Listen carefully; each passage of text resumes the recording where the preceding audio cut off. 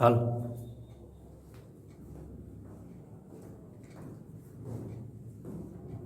કેમ છો વિદ્યાર્થી મિત્રો? મજામાં? સ્વાગત છે ફરી એક વખત આપનું આજના આ સેશનમાં. મિત્રો, સજીવો અને વસ્તી એના સંદર્ભમાં અલગ અલગ પાયા જે છે એના ઉપર આપણે ટોપિક જે છે એના ઉપર આપણે ચર્ચા કરી રહ્યા છીએ.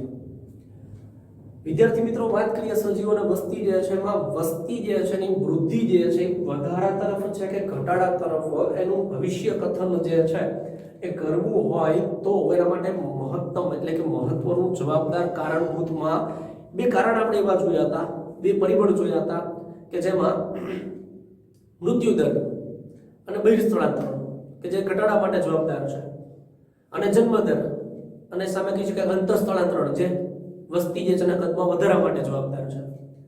વસ્તી જે છે એના કદ જે છે એને અલગ રીતે જે કહી શકાય ચર ઘાતાંકીય વૃદ્ધિ જેને આપણે કહીએ. હવે ચર ઘાતાંકીય વૃદ્ધિ જે છે કોને કહી શકાય છે? તો મિત્રો, અહીંયા ચર ઘાતાંકીય વૃદ્ધિ જે છે એના સંદર્ભમાં આપણે એવું કંઈક જોયું કે જ્યારે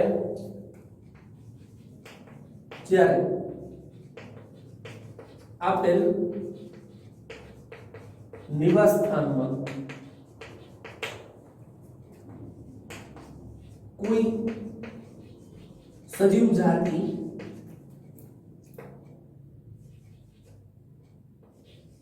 અસ્તિત્વ ધરાવે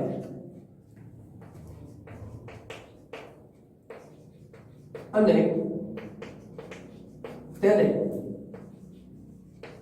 જરૂરી તમામ સ્ત્રોત એટલે કે વસવાટ, ખોરાક, પાણી વગેરેની જરૂરિયાત જ્યારે અમર્યાદિત તમામ સ્ત્રોતો જે છે એ જ્યારે અમર્યાદિત માત્રામાં મળી રહે ત્યારે તેની વસ્તીનું કદ ખૂબ વિશાળ જોવા મળે છે.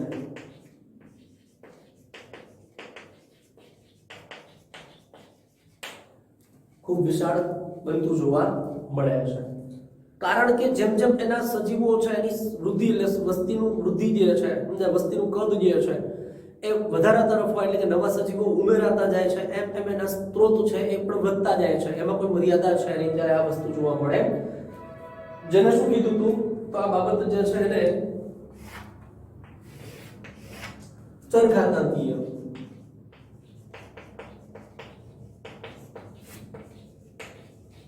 વૃદ્ધિ તરીકે આપણે ઓળખીએ છીએ. બરોબર. હવે ચરઘાતાંકીય વૃદ્ધિ છે એના માટે ગયા સેશનની અંદર છેલ્લે આપણે જે કીધું કે રમૂજી ટૂચકું જે છે ત્યાં આપણું સેશન કમ્પ્લીટ અટકાવ્યું હતું. બરોબર. તો ભાઈ ટૂચકું જે છે એને બાકી રાખીએ કેમ કે એના માટે જે કહી શકાય કે ભાઈ અલગ સૂત્ર જે છે એની પણ બાબત જે છે આપણે શીખ્યા હતા અને હવે તમે વ્યવસ્થિત જોઈ લીધી હશે અને ખ્યાલ પણ આવ્યો હશે. તો એ રમૂજી ટૂચકું શું છે મિત્રો? સમજો કે રમૂજી ટૂચકું કંઈક આ પ્રકારનું છે કે કોઈ રાજા છે, રાજા જે છે એનો જે કહી શકાય સેનાપતિ કે વજીર છે, બરોબર, એની સાથે જે છે એ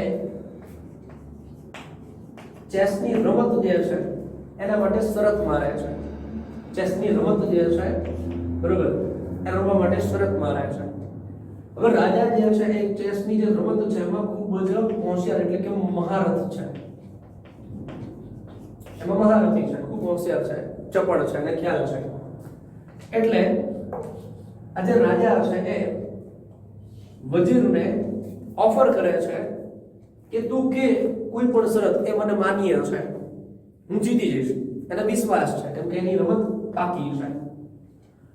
વજીર જે છે એ શું કરે છે? તો એ રાજા જે છે એની સાથે શરત માત્ર એવી માને કરે છે શરત કે માનો કે ચેસ જે છે એની અંદર જે ખાના હોય, ચેસની અંદર ખાના હોય,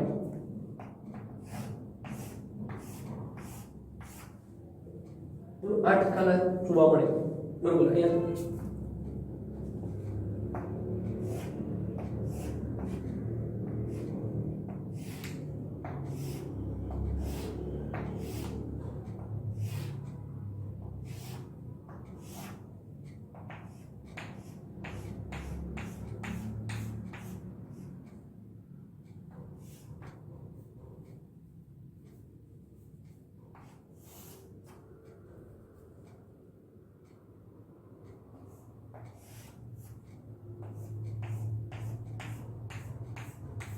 આ રીતે.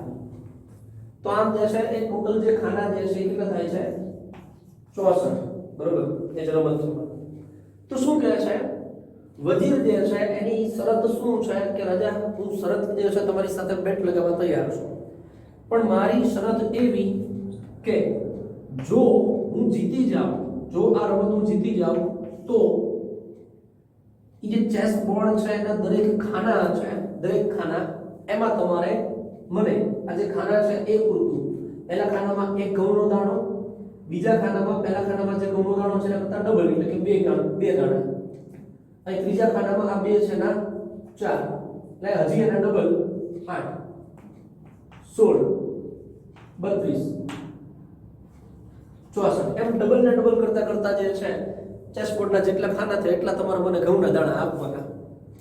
હવે આ કહી શકાય કે બી રાજા જે છે ચેસ રમવામાં મહારથી છે અને એને ગમે છે રમવું, અને એવું થયું હોય ને કે ભાઈ કમસે કમ કીધું કે આ જે છે એની બુદ્ધિ કેવી છે વજીરની, એમ કહીને માગ્યું આવું માગ્યું ઘઉંના દાણામાં તો શું હવે બરોબર. અને થાય છે એવું કે રમતની શરૂઆત થાય છે, રમત જે છે એનો પ્રારંભ થઈ જાય છે અને જોતાની અંદર એવું બને છે કે રાજા આ જે રમત છે એ હારી જાય છે. હવે રાજા રમત હારી જાય છે તો હવે નક્કી જે થયું એ પ્રમાણે જે છે રાજા શું કરે છે તો કે રાજા જે છે એને જે શરત લગાવી હતી એના વચન મુજબ એક એક ખાનામાં જે છે એની સંખ્યા ડબલ થાય એ પ્રમાણે જે છે એ ઘઉંના દાણા જે છે મગાઈને મૂકવાની શરૂઆત કરી. 1 2 4 8 16 32 64 શરૂઆતમાં ખબર નથી પડતી અને મિત્રો, પણ ધીમે ધીમે જે છે એ કહી શકાય કે ભાઈ આ ખાના છે એમાં અડધે સુધી તો માંડ પહોંચ્યા ને એ કમ્પ્લીટ બધા ખાના પૂરતા હવે ડબલ ના ડબલ થતા જાય છે મિત્રો. ટાઈમ હોય ને તો કેલ્ક્યુલેટર ની અંદર જે છે આ રીતે ગુણાકાર કરતા જજો, ડબલ ના ડબલ કેટલી વાર ડબલ કરવાના છે 64 વખત ડબલ કરવાના છે. એ આપણો તમને ખ્યાલ આવશે કેટલે પહોંચી જાય છે. તો અડધે સુધી પહોંચતામાં તો રાજાને ખ્યાલ આવી જાય છે કે મારી એ મોટી ભૂલ થઈ. રમતની ઉતાવળમાં મને એટલો જે કહી શકાય કે અહંકાર હતો, તમારો ઉત્સાહ હતો કે હું જીતી જ જઈશ, એમાં મેં જરા પણ વિચાર ન કર્યો. અને એને જે શરૂઆતમાં એમ કીધું વજીરે કે ભાઈ એક ખાનામાં એક દાણો મૂકવાનો, બીજા ખાનામાં એના ડબલ એટલે 2, એના પછી 4 એમ ડબલ ના ડબલ કરતું જાઉં. તો એ વખતે એને વિચાર જ ન આવ્યો કે 64 ખાના છે અને ડબલ કરતા જે છે એ અડધે સુધી પહોંચવામાં તો રાજા જે છે એને ખબર પડી કે આ ખાના પૂરવા માટે મારું જે રાજ્ય છે એ રાજ્યના તમામ જે છે અનાજ જે છે એટલે કે ઘઉંના જે તમામ અનાજ માટેના જે છે ઘઉં માટેના જે કહી શકાય અનાજ એટલે કે ઘઉંના દાણાની વાત હતી. તો એના તમામ ભંડાર જે છે એ ખાલી કરી દઉં ને તો પણ આ કમ્પ્લીટ ના થાય એટલા દાણાની શરત થઈ ગઈ. તો મિત્રો આનો મતલબ શું છે જરાક સમજી શકાય છે? અહીંયા એવું છે કે આમ જોવા જાવ તો એક મર્યાદા જ આવી ગઈ ને બરોબર. તો અહીંયા ચરઘાતાંકીય વૃદ્ધિ પણ કંઈક આ પ્રકારની છે, ચરઘાતાંકીય વૃદ્ધિ પણ આ પ્રકારની કંઈક સૂચના આપે છે. હવે તમે જે છે આ બાબત જે છે એના જેવું જે બીજું ઉદાહરણ આપણે લઈએ કે દાખલા તરીકે કોઈ સૂક્ષ્મ સજીવ છે, મારો પ્લાઝ્મોડિયમ છે તો પ્લેનેરિયા છે, વોટસેવર બરોબર. તો એ જે સૂક્ષ્મ સજીવ છે, આ સૂક્ષ્મ સજીવ છે તમે એક જ લો, એક સૂક્ષ્મ સજીવ આપણે લઈએ, મને બેક્ટેરિયાનો કોષ હોય તો પણ ચાલે બરોબર. હવે આ સૂક્ષ્મ સજીવ છે એમાં એવું છે કે દર એક દિવસે આ સૂક્ષ્મ સજીવ છે એ એકમાંથી 2 થઈ જાય એટલે કોષ વિભાજન પામે. આ પહેલો દિવસ. વળી પાછો એક દિવસ થાય એટલે અહીંયા ગણાશે બીજો દિવસ. તો બીજા દિવસે શું થાય તો એ જે છે અહીંથી 2 અને આ બાજુ 2 તો થઈ જશે 4. ત્રીજો દિવસ તો 4 જે છે એમાંથી થઈ જશે 8. એમ ચોથો દિવસ, પાંચમો દિવસ, છઠ્ઠો દિવસ, સાતમો દિવસ, ડબલ ના ડબલ 64 દિવસ સુધીની કલ્પના કરો, આરામથી ખ્યાલ આવી જશે. પણ આ ચરઘાતાંકીય વૃદ્ધિ છે પણ અહીંયા માત્ર ને માત્ર અહીંયા કન્ડિશન શું છે મિત્રો કે આવડું જે છે એક ફિઝિકલી આપણને ઉદાહરણ આપે છે ભૌતિકથી, અને આ જે છે સજીવ માટેનું ઉદાહરણ આપે છે કે સજીવની ચરઘાતાંકીય વૃદ્ધિ કેવી હોઈ શકે છે. અને એ સમજવા માટે બેસ્ટ એક્ઝામ્પલમાં એની કન્ડિશન શું છે તો આની ટર્મ્સ એન્ડ કન્ડિશન એક જ છે. શું કે અહીંયા જેમ જેમ સંખ્યા વધતી જાય ને ત્યારે એ વસવાટ, ખોરાક અને એને જરૂરી પાણી જે કંઈ છે એ કેવું હોવું જોઈએ? અમર્યાદિત. એને વસવાટ માટે યોગ્ય જગ્યા આપતું રહેવાનું, એને જરૂરી ખોરાક આપતા રહો, બરોબર, પાણી જે કંઈની જરૂરિયાત છે, વાતાવરણ છે, મેન્ટેન કરતા રહો. એટલે એ જે છે અમર્યાદામાં આગળ ચાલશે. તે ચરઘાતાંકીય વૃદ્ધિ છે. અને ચરઘાતાંકીય વૃદ્ધિ જે છે એમાં એવું કીધું કે એનો આકાર જે કરવો મળ્યા છે, સમજાય? તો આ રીતે તમે જોવા જાઓ તો અહીંયા જે છે સમય અને સમયની સાપેક્ષે જે છે વૃદ્ધિ દર આ લો તમે, અને કોઈ મર્યાદા નથી. તો જેમ જેમ સમય પસાર થતો જાય, જે આપણે વાત કરીએ 1 માંથી 2 બેક્ટેરિયામાં અહીંથી શરૂઆત કરીએ આપણે, બરોબર. જો કોઈ પણ સજીવના વૃદ્ધિ આલેખ હોય ને મિત્રો, કોઈ પણ સજીવના, એ ક્યારે પણ 0 થી શરૂઆત ન થાય. કેમ કે ઓછામાં ઓછું આપણે એક સજીવ તો લેવો જ પડે શરૂઆત માટે, બરોબર. એટલે થોડે ઉપરથી શરૂઆત થાય, બરોબર. તો અહીંથી તમે જોવા જાવ તો સમયની સાથે સાથે જે છે એમાં શું થાય? વધારો થતો જોવા મળે. અને પછી વધારો એટલે કેવું ખબર? ડબલ એની સંખ્યા જે છે આ રીતે જે કર્વમાં રૂપાંતરિત પામે છે. તો આ જે છે શું કહેવાય? કે જે કર્વ તરીકે ઓળખવામાં આવે છે. કારણ કે અમર્યાદા હોય જ્યારે સ્ત્રોતની ત્યારે તો જે કર્વ જે છે, જે વક્ર જે છે આપણને વૃદ્ધિનો મળતો હોય છે. તો આમ મિત્રો જે છે હવે ચરઘાતાંકીય વૃદ્ધિ જે છે એ આરામથી તમને સમજાઈ હશે એવી અપેક્ષા રાખું છું, બરોબર. આગળ મિત્રો વાત કરીએ તો હજી વૃદ્ધિ જે છે એના સંદર્ભમાં જ કે ચરઘાતાંકીય વૃદ્ધિ તો આપણે જોઈ, પણ શું આ વસ્તુ બધી જગ્યાએ પોસિબલ છે ખરું? વિચારો જેવી વસ્તુ છે. એનું કારણ કહું મિત્રો કે આપણી પાસે જે વસવાટ છે, વસવાટમાં જે પૃથ્વીની વાત કરીએ, આપણે પૃથ્વી ઉપર વસવાટ કરીએ છીએ, તો પૃથ્વી જે છે એની ઉપર પૃથ્વીનો આખો જે કહી શકાય કે વિસ્તાર જે છે એ પાણી અને જમીન, આ બે વિસ્તાર કહી શકાય, પાણી અને જમીન વિસ્તારમાં વહેંચાયેલ છે, બરોબર. તો એમાં શું થાય કે ભાઈ પાણી જે છે એ બધું ભાગ 75% તો પાણીનો વિસ્તાર કવર થઈ જાય છે, જગ્યા રોકાય છે 75%, અને 25% જેવું છે એની અંદર જમીન વિસ્તાર છે. હવે એ જમીન વિસ્તાર છે એની અંદર રહેલા જે કે વસવાટ કરતા સ્થળીય સજીવો છે એમાં બધાનો સમાવેશ થાય. એટલે એનો મતલબ વિશ્વમાં રહેલા તમામ સજીવોમાંથી જલીય સજીવોને બાદ કરતા બાકીના બધા જે છે એ સ્થળીયમાં આવશે. એ બધાનો વસવાટ જે છે જે ગણો જમીન વિસ્તાર છે. હવે જમીન વિસ્તારમાં વધારો થવાનો નથી, કેમ કે કેવું છે ફિક્સ થઈ જશે કે દિવસે દિવસે જે કહે છે કે પૃથ્વીનું કદ વધતું જોવા મળતું નથી. આ ઉપરાંત એવું થાય છે ગ્લોબલ વોર્મિંગ જે છે એના કારણે શું થાય છે કે ધ્રુવ પ્રદેશ છે એનો બરફ જે છે ઓગળી રહ્યો છે, જેના કારણે દરિયાઈ સપાટી વધતા જમીન વિસ્તાર જે છે દરિયામાં ટાપુ તરીકે ગરકાવ થતા જાય છે. એટલે કહેવાનો મતલબ વસવાટ યોગ્ય જે વિસ્તાર જે છે મર્યાદિત છે. તો આ બાબત જે છે કુદરત પાસે આપણે શીખવા જેવી છે. તો કુદરત જે છે આપણને શીખવે છે, અને એ જે કહી શકાય કે ભાઈ એના માટે જેમ આપણે જોયું તો ચરઘાતાંકીય વૃદ્ધિ, એ જ રીતે એક ટોપિક આવે છે હવે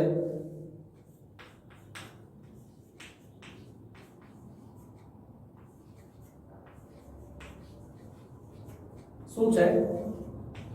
સંભવ્ય વૃદ્ધિ. શું છે સંભવ્ય વૃદ્ધિ? કોઈ પણ વસ્તીની વાત કરો, કોઈ પણ વસ્તીની વાત કરો મિત્રો, તો અહીં આપણે જોઈએ કોઈ પણ વસ્તી ની વૃદ્ધિ, કોઈ પણ વસ્તી જે છે એની વૃદ્ધિ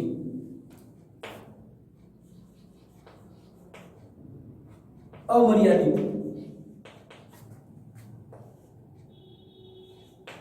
ક્ષેત્ર અને સ્ત્રોત, એનો વસવાટ અને સ્ત્રોત જે કંઈ છે કેવા છે? અમર્યાદિત. એમાં વિકાસ પામે તો તેને શું કહેવાય? ચરઘાતાંકીય. જે આપણે વાત કરીએ એને શું કહેવાય? ચરઘાતાંકીય વૃદ્ધિ તરીકે લઈ શકાય છે। પણ મિત્રો અહીંયા અગત્યની બાબત શું છે? અગત્યની બાબત અહીંયા શું છે હવે જોજો।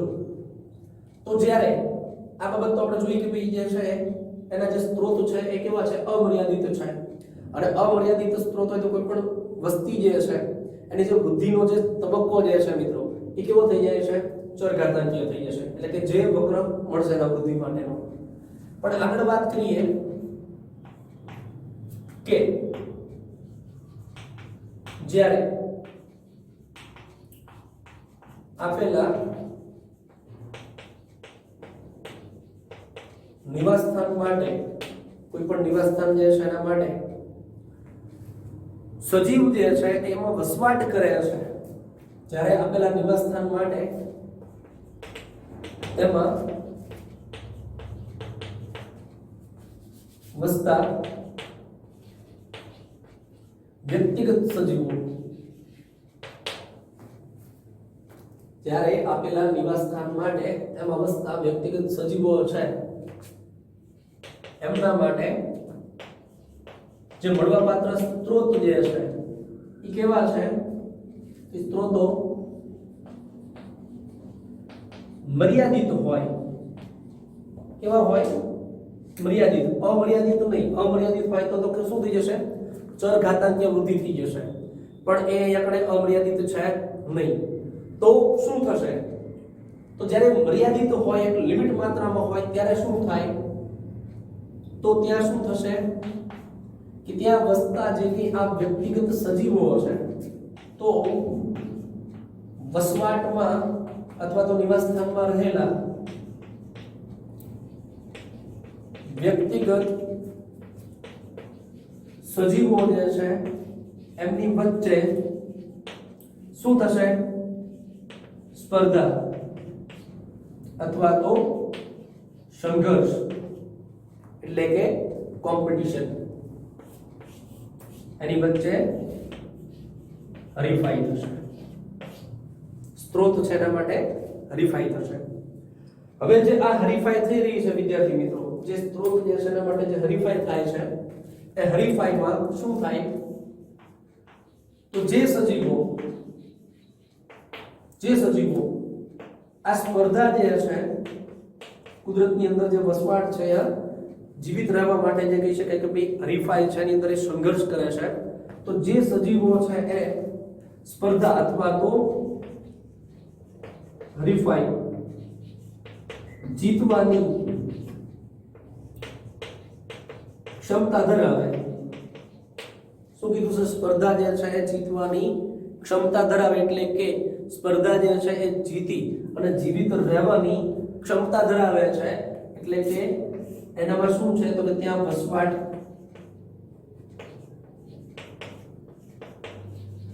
કરવાની યોગ્યતા કહેવાય। ઉદાહરણ દાખલા તરીકે સમજો, ખૂબ નીચું તાપમાન હોય તો માનો કે માઇનસમાં તાપમાન છે તો આપણી ક્ષમતા નથી ત્યાં વસવાટ કરવાની, તો આપણે સંઘર્ષ કુદરત સાથે કરવો પડે, બરોબર? અને કુદરતી વાતાવરણ જે છે એમાં તો સંઘર્ષ જે છે એના માટે જવાબદાર કોઈ પણ જૈવિક કે જેવી કોઈ પણ પરિબળ હોય વસ્તીના કદ માટે, વધારા ઘટાડા માટે। તો અહીંયા મિત્રો અગત્યનું શું છે કે ભાઈ યોગ્યતમ જે છે વ્યક્તિ સજીવ જે કે છે, બરોબર, વ્યક્તિગત કે તો વસવાટ કરવાની યોગ્યતા ધરાવતા, એટલે કે સંઘર્ષ કરી અને જીતવાની ક્ષમતા ધરાવતા જે સજીવ છે એમાં વ્યક્તિગત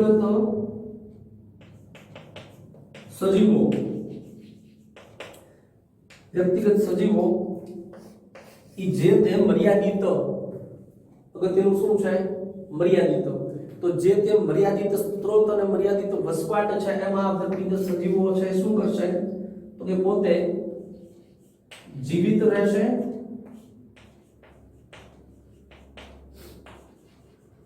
અને પ્રજનન કરશે।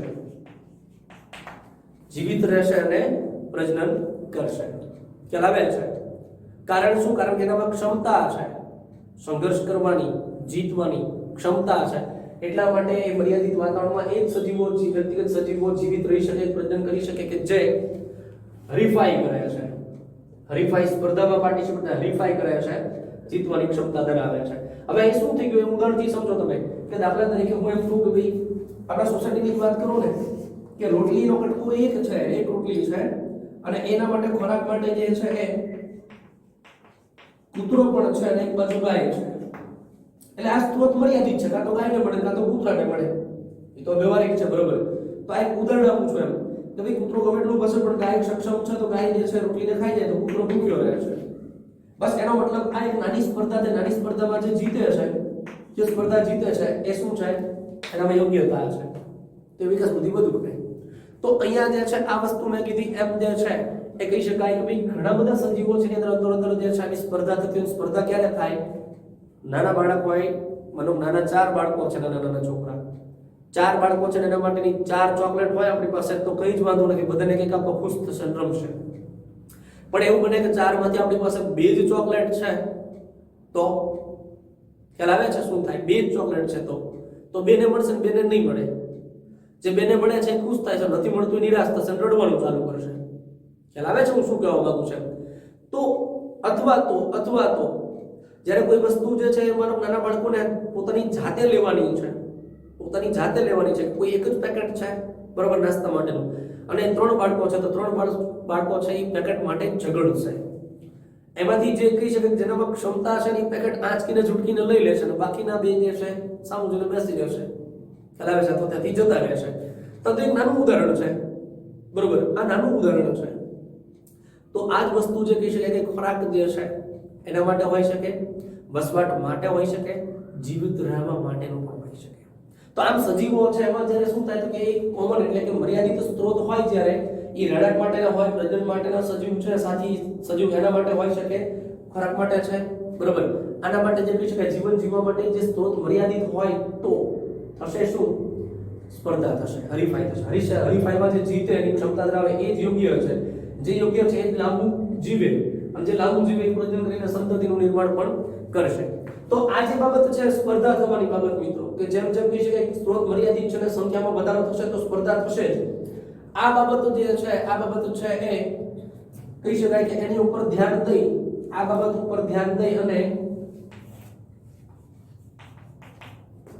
ઘણા બધા દેશની જે સરકાર જે છે, ઘણા બધા દેશની સરકાર જે છે એને આ બાબત ઉપર ધ્યાન દઈ અને કહી શકાય કે ભાઈ એમને ખ્યાલ આવી ગયો કે ભાઈ જો મર્યાદિત સ્ત્રોત છે અને સંખ્યામાં વધારો થશે તો શું થશે તો કે હરીફાઈ થશે, એટલે સ્પર્ધા થશે, અંદર લોકો પણ ઝઘડવા માંડશે. તો આવું ન થાય એટલા માટે ઘણા દેશની સરકાર છે એમણે માનવ વસ્તી જે છે, એની જે વૃદ્ધિ જે છે, એની જે વૃદ્ધિ જે છે એને મર્યાદિત કરવા માટે, વૃદ્ધિ જે છે એને શું તો કે મર્યાદિત, એટલે સ્ત્રોત મર્યાદિત હોય તો વૃદ્ધિ પણ મર્યાદિત હોવી જોઈએ. તો મર્યાદિત કરવા માટે ઘણા બધા પ્રતિબંધો જે છે એ દાખલ કર્યા છે. ઘણા બધા દેશની સરકાર આ વસ્તુ સમજી ગઈ છે કે જેમ કહી શકાય કે ભાઈ સજીવોની સંખ્યા વધતી જશે એમ એના માટેના સ્ત્રોત જે છે એ મર્યાદિત છે તો સંઘર્ષ ઊભો થશે. હવે આજે સંઘર્ષ ઊભો થાય તો એ કહી શકાય કે ભાઈ જીવન જીવવા માટે વિકટ પરિસ્થિતિ આવી જાય. તો એના માટે ઘણા બધા દેશો જે છે એની સરકાર જે છે અંદર છે જાગૃતિના ભાગરૂપે જે છે કે ભાઈ સ્ત્રોત જે મર્યાદિત છે ને અમર્યાદિત ન કરી શકાય, પહેલા એને અમર્યાદિત કરવાનો પ્રયત્ન જે છે સમજાય છે કે એ થાય તો પ્રશ્ન જે છે આને સોલ્વ કરીએ, પણ આ નથી થાય કેમ કે એ ફિક્સ છે. તો એના માટે શું કરી દીધું, માનવ વસ્તીની જે વૃદ્ધિ છે એને મર્યાદિત કરવા માટેના અમુક જે કહી શકાય કે ભાઈ પ્રતિબંધો છે, નિયમો છે એને દાખલ કરી દીધા. કે ભાઈ દાખલા તરીકે ગવર્મેન્ટ ઓફિસર હોય તો એને 2 બાળકો હોય, ત્રીજું બાળક હોય તો એ ગવર્મેન્ટમાં નહીં. દાખલા તરીકે એક્ઝામ્પલ આપું છું. તો આવી ઘણા બધા દેશની એવી ગવર્મેન્ટ છે કે તમે 2 માતા પિતા હોય તો એક જ સંતાન હોવું જોઈએ, બીજું સંતાન નહીં, બરોબર. એના માટે ઘણા બધા નાના મોટા જે છે અને બીજું કે એકને એક સંતાન હોય ને એ પણ જે મારો ગર્લ્સ ચાઇલ્ડ જે છે અથવા તો એકને એક સંતાનમાં બોયઝ છે બરોબર, એને અલગ પ્રકારની પ્રોત્સાહિત યોજનાઓ જે ગવર્મેન્ટની હોય તેનાથી લાભ આપવામાં આવતો હોય, જેથી કરીને જે છે એ 2 સંતાનો તો લાભ ના મળે, એક હોય તો લાભ મળે. તો આના કારણે જે છે કહી શકાય ક્યાંક ને ક્યાંક મર્યાદામાં રહી શકે મર્યાદિત. તો એના માટે ઘણા બધા પ્રતિબંધો જે છે દાખલ કર્યા છે. હવે મિત્રો આગળ વાત કરીએ આપણે કુદરત પાસેથી આમાંથી શીખવાનું શું છે. કુદરત છે એની પાસેથી શીખવાનું શું છે? તો કુદરત પાસેથી શીખવાનું એ છે વિદ્યાર્થી મિત્રો કે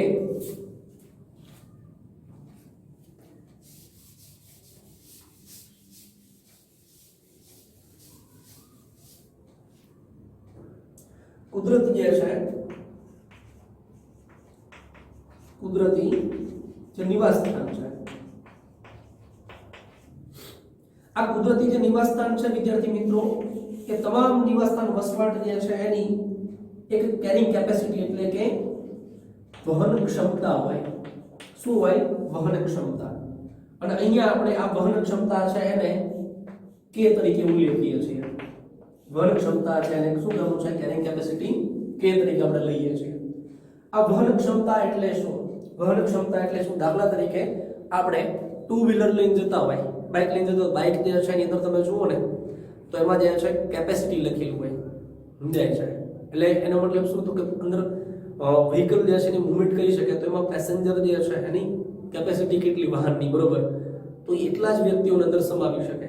દાખલા તરીકે બસ જે છે એ 56 સીટની છે, તો 56 જ અંદર તરફ મુસાફર હોવા જોઈએ, એથી વધુ નહીં. અને એની ક્ષમતા એટલાની જ છે, દાખલા તરીકે સમજો. તો એની વહન ક્ષમતા, તો આપણે જેમ કહીએ કે બાઇક ઉપર 3 વ્યક્તિ જતા હોય, બરોબર, 3 સવારીમાં, તો પછી પોલીસ જે છે ચલણ કાઢે છે, સમજાય છે? આપી દે તરત જ, મેમો આપી દે.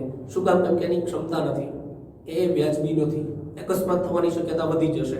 કેમ કે બાઇકની જે તાકાત જે છે 2 વ્યક્તિને વહન કરવાની છે, તો એની વહન ક્ષમતા કેટલી છે? 2 ની છે વ્યક્તિની. હવે 3 વ્યક્તિ હશે તો એની ક્ષમતા ખોરવાય, અને એ જે કહે છે કે વાહનની ક્ષમતા ખોરવાય. આપણે કેમ ઘણા બધા રોડ ઉપર અકસ્માત જે છે ટ્રકમાં થાય છે, જે તો એનું કારણ શું? ટ્રક પલટી થઈ જાય. શું કામ? કારણ કે એની અંદર જે માલ સામાન ભરેલો હશે, કોઈ વસ્તુ જે છે ને લોડ છે, એ વસ્તુનું વહન કરાવે છે, તો એની જે ક્ષમતા જે છે, દાખલા તરીકે 1.5 ટનની ક્ષમતા હોય અને 3 ટન જે છે એટલો માલ લઈને જાય, તો એ વાહન જે છે એની યોગ્ય ક્ષમતા જે છે એ બ્રેક પણ ના લાગે અને એનો કંટ્રોલ પણ ગુમાવી દે ક્યારેક. તો એના કારણે અકસ્માત થવાનો ભય વધતો જતો હોય છે. તો અહીંયા સમજવાનું શું છે? જો શું કહું છું કે આ વહન ક્ષમતા, દાખલા તરીકે હું એમ કહું કે કોઈ મારો કે બોટ છે, કોઈ બોટ છે,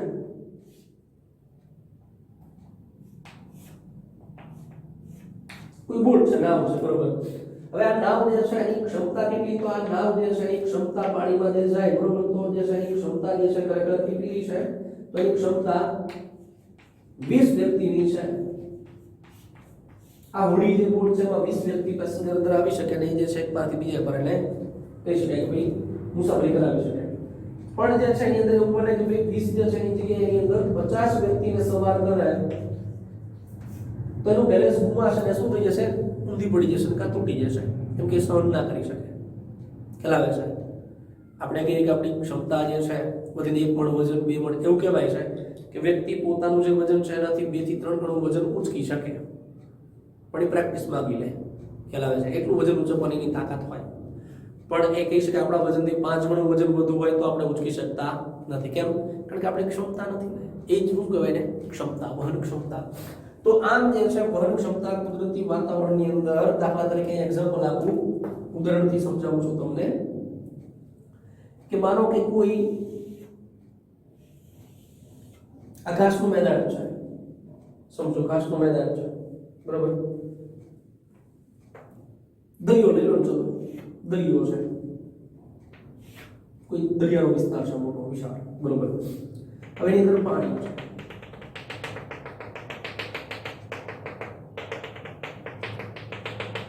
તો અહીં શું થાય ખબર છે કે એની જે સંભવ્ય એની સંભાવના જે છે, અહીં 2 વસ્તુ જવાબદાર છે: સંભવ્ય અને બીજું જે છે ને એ વાસ્તવિક.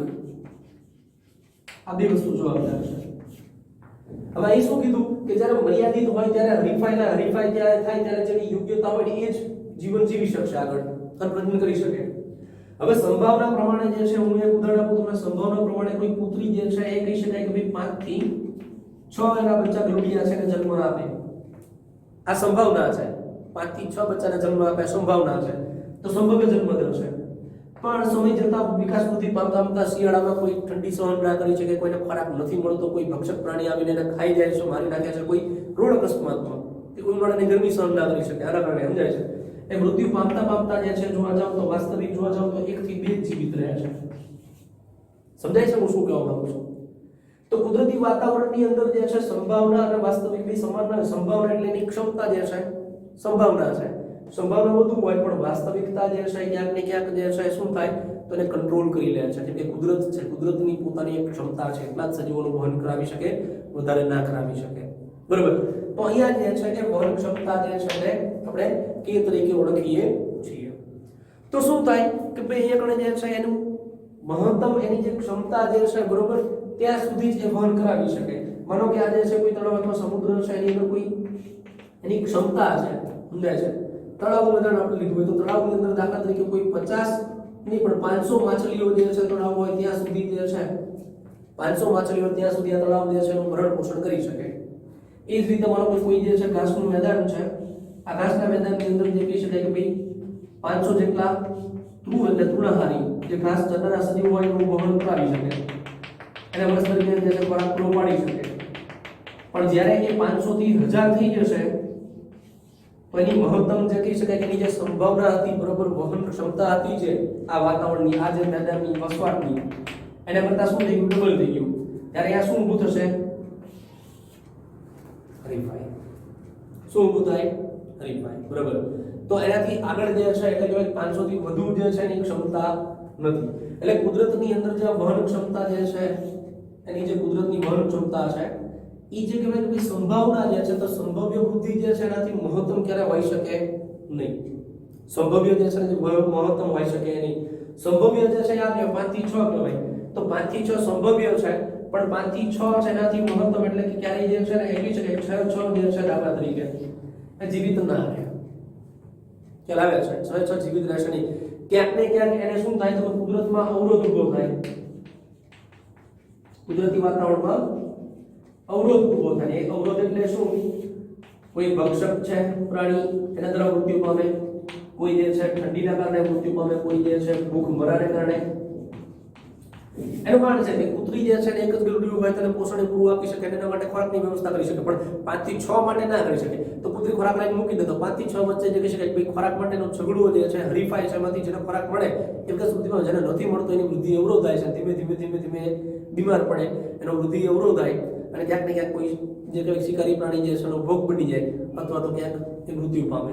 કેમ કે એ જે છે સંભાવના જે હોય મિત્રો કુદરતી નિવાસ સ્થાનની એની જે વહન ક્ષમતા છે એનાથી વધારે ક્યારેય સજીવો અસ્તિત્વમાં રહી શકે નહીં. એની મહત્તમ ક્ષમતા સુધી છે બરોબર છે, પણ એથી આગળ જે છે શક્યતા હોતી નથી. તારે શું કહેવાય કેરિંગ કેપેસિટી જે છે કુદરતી વાતાવરણ જે છે એની પોતાની એક વહન ક્ષમતા છે, કેરિંગ કેપેસિટી છે. એ પ્રમાણે જ પોતે જે છે શું કરે છે સજીવો છે એને વહન કરાવે છે, એની દેખભાળ રાખે છે બરોબર. આ તો વસ્તુ કેવી થી એક વસ્તુ સમજો કે આપણે એક નાનું ઉદાહરણ લઈએ એના માટે કે વહન ક્ષમતા જે કે છે કેર કરવી. સમજો કોઈ વ્યક્તિ જે છે એનું ફેમિલી છે એ 4 વ્યક્તિ છે અને 4 જે ફેમિલી મેમ્બર છે 4 ની અંદરથી વ્યક્તિ કમાનાર એક છે. 2 વ્યક્તિ જે કમાય છે એમાંથી 4 નું ભરણ પોષણ કરી શકે છે બરોબર. પણ કદાચ એવું બને કે બીજા જે છે 4 વ્યક્તિની સાથે રહેવા માટે આવે અને કમાનાર એક જ વ્યક્તિ છે 8 માટેનું ભરણ પોષણ કરવું હોય તો અઘરું પડશે, બધાનો વિકાસ વધી રૂંધાશે.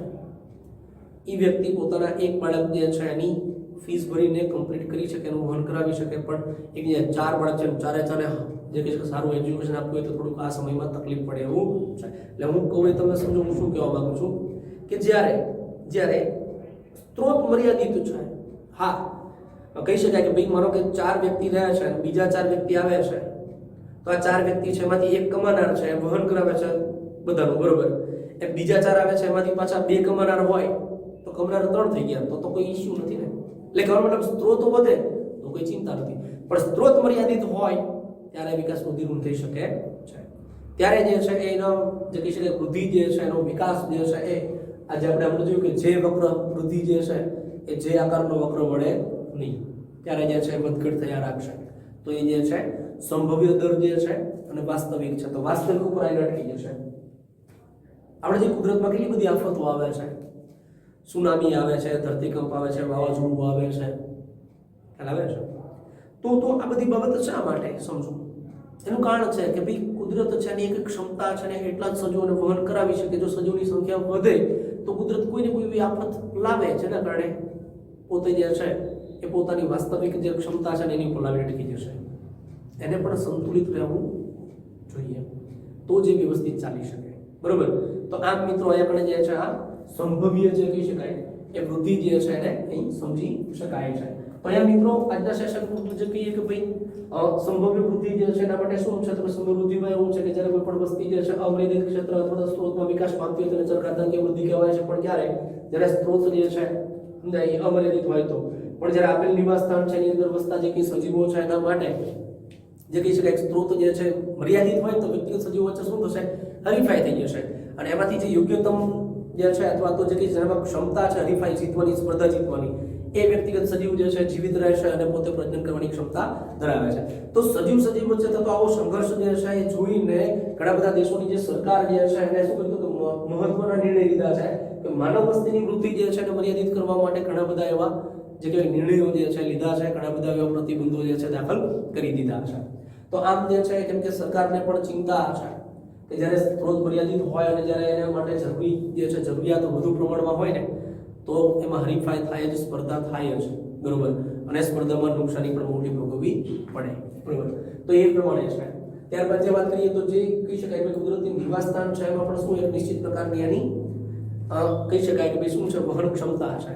તો કુદરતની અંદર કોઈ નિવાસ સ્થાનની અંદર મહત્તમ સંભવ્ય જે કહી શકાય કે ભાઈ એની સંખ્યા જે છે એનું નિવારણ અથવા તો નિર્વાહ ક્યારે કરાવી શકાય મહત્તમ સંખ્યાનું એની પોતાની જે ક્ષમતા છે, બરોબર, એ પ્રમાણે દાખલા તરીકે અહીંયા 500 ની ક્ષમતા છે તો એ 500 થી વધીને 600 સુધી એનો નિર્વાહ કરાવી શકે, પણ 1000 સુધી પહોંચે તો નિર્વાહ ના કરાવી શકે. તો ઓછા સમયમાં ઘાસચારો પૂરો થઈ જશે અને ત્યાર પછી કાં તો ત્યાં વસતા સજીવ છે સમજો એને બીજી કોઈ જગ્યા ઉપર જવું પડે ખોરાક માટે અથવા અંદર જે છે ઝઘડો કરીને મૃત્યુ પામે ચાલે છે.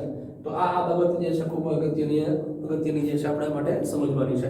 અને કુદરતમાં જે નિવૃત્ત જે છે કુદરત જે છે પોતાના વસવાટ જે છે એની અંદર મર્યાદિત સ્ત્રોત છે એ સ્ત્રોત પ્રમાણે એની જે પોતાની ક્ષમતા છે જેને મહત્તમ ક્ષમતા કહી શકાય, ચલો તે ક્ષમતાથી વધુ પ્રમાણમાં સંખ્યા જે છે એવા વ્યક્તિગત સજીવોનો સમાવેશ કરી શકે નહીં, કેમ કે એની જે ક્ષમતા છે તે વધારે જે છે ઓવરલોડ થઈ જશે, ઓવરબર્ડન, તો એનું એ પોતે જે છે વહન કરાવી શકે નહીં. તો એને શું કહેવાય તો કુદરત છે એની વહન ક્ષમતા તરીકે કહી શકાય છે કે કુદરતી નિવાસ સ્થાનની અંદર જેટલા વ્યક્તિગત સજીવો છે એનું નિયમિતપણે જે છે જો નિભાવ કુદરત કરી શકે તો એને શું કહેવાય એની વહન ક્ષમતા. પણ એની વહન ક્ષમતા જે છે બરોબર મહત્તમ છે બરોબર એ કહી શકાય કે વહન ક્ષમતા છે એનું મહત્તમ વ્યક્તિઓની સંખ્યા જે છે એનો એ નિર્વાહ કરાવી શકે નહીં. તે મહત્તમ સંખ્યા જે છે એનાથી વધી જશે તો એ આગળ વૃદ્ધિ કરાવી શકે નહીં. તો અહીંયા પ્રશ્નાર્થ લાગી છે. એવા સજીવો માટે ક્યાંક ને ક્યાંક જે છે શું ઊભો થશે કુદરતી અવરોધ. અને આ કુદરતી અવરોધમાં વળી પાછું કુદરત છે એની પોતાની ક્ષમતા છે એટલા જ સજીવો છે જીવિત રહેશે, પ્રજનન કરશે, બાકીના મૃત્યુ પામશે અથવા તેને પોતાનો વસવાટ છોડીને ક્યાંક બીજી જગ્યાએ જવું પડે. આપણે ઘણી વખત દુષ્કાળ પડે, ઘણી વખત એવું બને કુદરતી વાતાવરણમાં દુષ્કાળ પડે, વરસાદ પડે જ નહીં. શા માટે? કારણ કે એક નિશ્ચિત વિસ્તાર છે તો વિસ્તાર મર્યાદિત હોય ને એની અંદર જે કહે છે કે વન્ય વિસ્તાર જે છે એને સજીવો જે કહે છે પ્રાણીઓ જે છે બરોબર એની એક લિમિટ કરતાં સંખ્યા વધી ગઈ હોય ત્યારે કુદરતી વાતાવરણમાં એવો ફેરફાર આવે કે ત્યાં દુષ્કાળ પડે, વરસાદ જ ના પડે. તો એના કારણે જે સજીવો ધીમે ધીમે અંદરો સ્પર્ધા કરીને અંદરો લડી ઝઘડીને મૃત્યુ પામતા જાય, એમની સંખ્યા ઘટતી જાય, કાંઈ નિવાસસ્થાન છોડીને દૂર જતા રહે. જો એ દૂર જાય તો એની સંખ્યામાં ઘટાડો થાય તો વસ્તી જે છે એનું કદ ઘટે તો પાછું એની મૂળભૂત વહન ક્ષમતા છે ત્યાં સુધી આવી જાય તો કુદરતી વાતાવરણ પાછું પોતું એનું થશે. એટલે કહેવાનો મતલબ ક્યાંક ને ક્યાંક કુદરત પાસેથી આ વસ્તુ શીખવા જેવી છે કે એની પોતાની વહન ક્ષમતા છે, એ વહન ક્ષમતા છે એની જે કહે છે કે મહત્તમ સંભવ્ય સંખ્યા છે ત્યાં સુધી વહન કરાવી શકે, પણ એનાથી વધારે જે સજીવો છે એનું પાલન પોષણ કુદરત પણ કરતી નથી. તો મિત્રો આજના સેશનની અંદર જે કહી શકીએ કે અહીં સુધી અંત કરીએ છીએ આપણે આજના સેશનમાં કે ભાઈ કુદરતી નિવાસ સ્થાન છે એની વહન ક્ષમતા છે અને શું કહેતા કે કે તરીકે ઓળખવામાં આવે છે. નેક્સ્ટ સેશનની અંદર આ કે છે એને આધીન જે છે વળી પાછું આપણું વસ્તીના કદ જે છે એના માટેનું જે સૂત્ર જે છે બરોબર એ જ રીતે જે છે એના માટે પણ એક સૂત્ર જે છે તો સૂત્ર જે છે એનો અભ્યાસ નેક્સ્ટ સેશનમાં કરવાના છીએ. તો આજના સેશનમાં મિત્રો અહીં સુધી રાખીએ છીએ. મળીએ નેક્સ્ટ સેશનમાં વળી પાછો આ જ ટોપિક જે છે આ કે જે છે એને ડિટેલમાં સમજવા માટે અને આધીન જે સૂત્રો છે એની સમજણ માટે. ત્યાં સુધી આવજો અને ખાસ વાંચતા રહેજો.